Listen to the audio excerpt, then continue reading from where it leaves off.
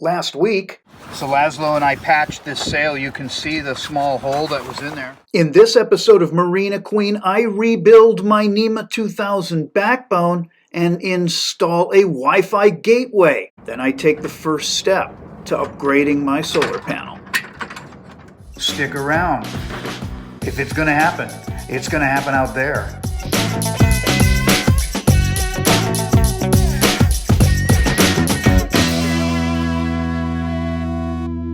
I just cannot get over these sunrises sometimes. Look at this.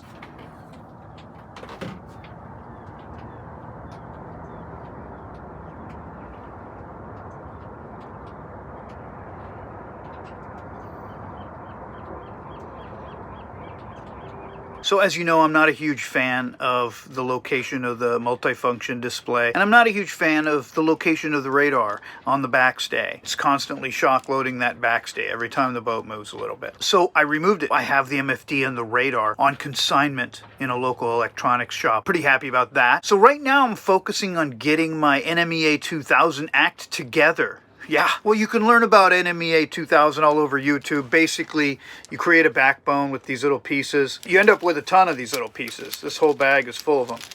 As you connect them together like this, you would put little resistors on the end here, which actually makes it stick out even longer. So you're looking at probably 6 inches just to have 2 connections. And this is what was in my boat, but there was something like 7 connections. So you can imagine this gets really long. It was taking up the entire area underneath the electrical panel. I found a solution. I got this. Actually, I got 2 of these bad boys. Let me unbox this sucker. Unboxing, yeah.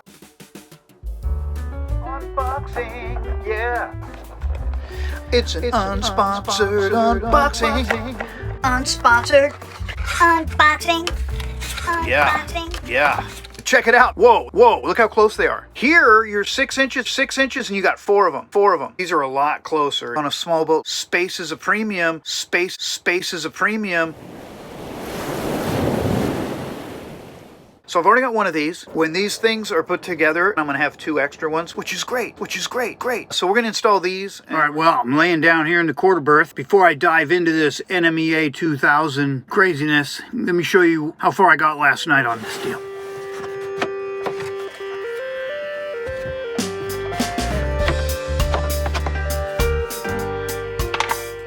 Okay. See, I'm going to be able to have like 8 terminations in the space where before I only had 6. All right, well, there she is. She's got the resistors on both ends. 2 4 output pieces are connected.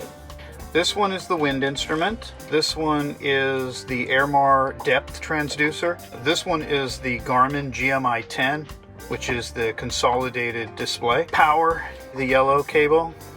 And this is the GPS antenna, and this is the VHF radio. 2 more connections for additional gear. Let's get in here and see it. It's all done now. So we're looking up.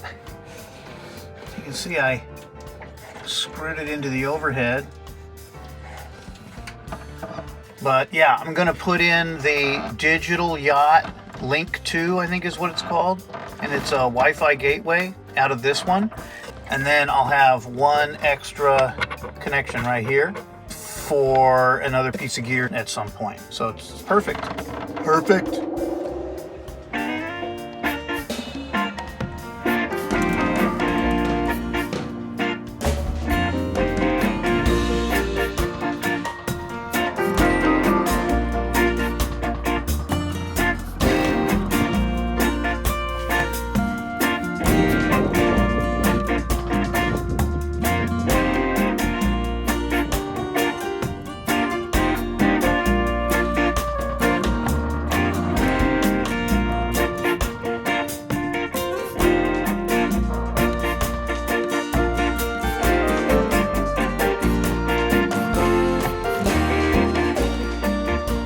This baby's getting unboxed. Woo! It is the digital Yacht Nav Link 2. It is a Wi-Fi gateway. Woo! Most importantly, though, it is light years ahead. Yeah, light years. Light years ahead. Light years. Woo! So I got that going for me. Digital Yacht Wi-Fi gateway. Yeah, there are some really great charting programs on these mobile devices and iPad, you know, through the App Store and through Google Play. So what's the deal with this? Well, the deal with this is it creates a Wi-Fi hotspot on the boat. I run iSailor right now, and iSailor can connect to that hotspot through the phone, so I can get all the AIS data, because I do have an AIS capable VHF, AIS receive. So it'd be nice, right, if I'm going to use the iPhone as my plotter, to be able to plot the AIS targets. All right, here we go, Digital Yacht, baby. Here it is. All right, here we go. Take a look. So we got some papers. We're gonna look at what papers they are. We got this baby. This is it. Look at that. It's empty. Cool. Now we get that box out of the way. So this is what it looks like. Digital Yacht Nav Link 2 wireless NMEA 2000. It's gonna serve up NMEA 2000 via a Wi-Fi hotspot on this boat. Up to 7 devices can be connected to it. When we went to Ensenada, both Rob and Mark had their own phones and they had their own charting stuff, which is really necessary if you're going to stand night watches. Either that or you have to have one chart plotter. We all used our phones. We imported through GPX files the track. Yeah, worked fine.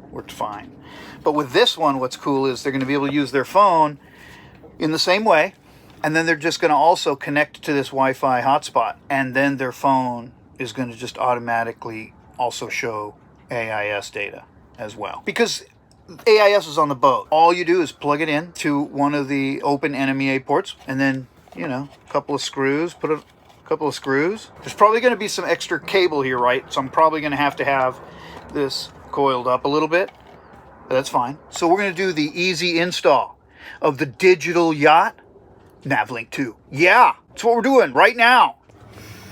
All right, so the plan is I'm gonna mount the thing somewhere around here, and there's gonna be a loop down here, and I'm gonna bring it into the end right here of this is the backbone, right?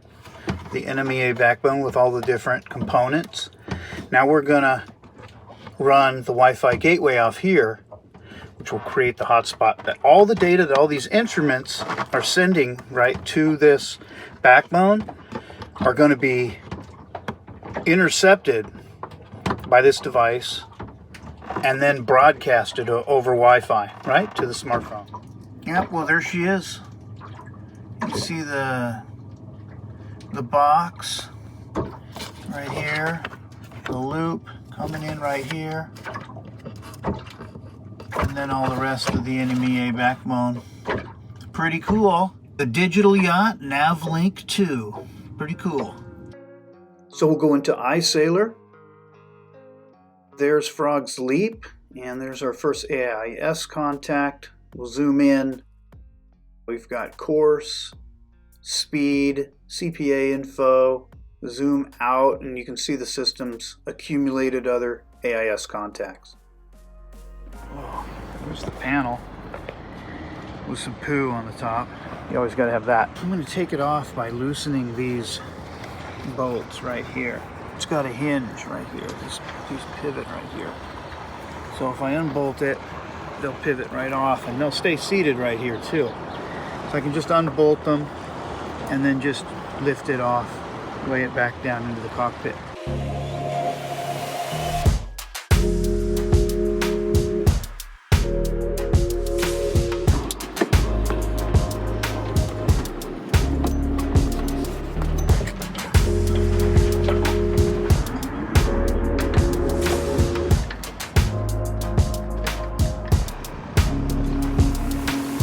So now I just gotta clear the way for the rest of that panel to come off by removing some of those zip ties.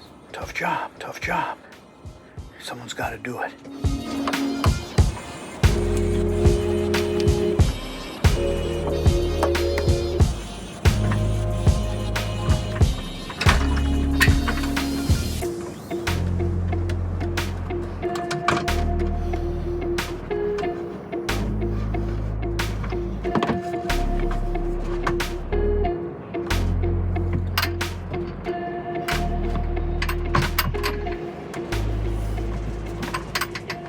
Today I removed the old solar panel from the davits. Check this out.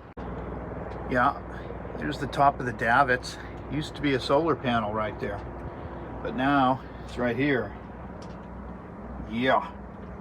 I've had my eye on that solar panel for a while. Today's panels of those dimensions are putting out 200 watts. I'm going to replace it with a 210 watt solar panel from New Power. New power. It's 210 watts in the same footprint. That's amazing. That's going to get me well over 10 amps every day that there's sunshine. Can't have too much solar. Well, thanks for sticking with me here at Marina Queen Sailing. I'll get a new solar panel installed in an upcoming episode. And in the meantime, well, the adventures continue, baby. I'll see you next week on the boat. For real-time updates, check out @Marina Queen Sailing on Instagram.